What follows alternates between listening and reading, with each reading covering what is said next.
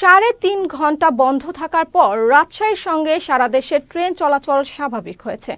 এর আগে রাজশাহী থেকে ছেড়ে আসা তিতুমির এক্সপ্রেস ট্রেন লাইনচ্যুত হয়ে রাজশাহীর সঙ্গে সারা দেশে ট্রেন যোগাযোগ বন্ধ হয়ে যায়। আজ সকাল 7:30টার দিকে পুটিয়া বেলপুকুর রেলওয়ে স্টেশনের অদূরে ট্রেনটি লাইনচ্যুত হয়। রেল কর্তৃপক্ষ জানিয়েছে 11টি বগি নিয়ে ট্রেনটি যাত্রা করে। সকালে পথে বেলপুকুর এলাকায় এলে মাঝের একটি বগি লাইনচ্যুত হয়। এরপর ট্রেনটি থেমে যায়। পরে লাইনচ্যুত বগি ফেলে আরও 5টি বগি নিয়ে ইঞ্জিন বেলপুকুর রেল স্টেশনে গিয়ে দাঁড়ায়। পরে লাইনচ্যুত বগিটি উদ্ধার কাজ শুরু করা হয়। উদ্ধার কর্মীদের প্রায় 3.5 ঘন্টা চেষ্টার পর বেলা 11টার দিকে ট্রেন চলাচল স্বাভাবিক হয়।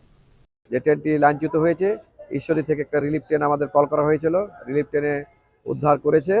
এখন ট্রেনটি আমরা লাইনের অবস্থান করে লাইনে উপর দাঁড় করা হয়েছে। এখন আমাদের ট্র্যাক ফিটের অপেক্ষায় আছি। ট্র্যাক ফিট হলে পরেই আমরা ট্রেনগুলো নির্ধারিত সময়ে ছাড়তে পারবো বলে আশা রাখছি।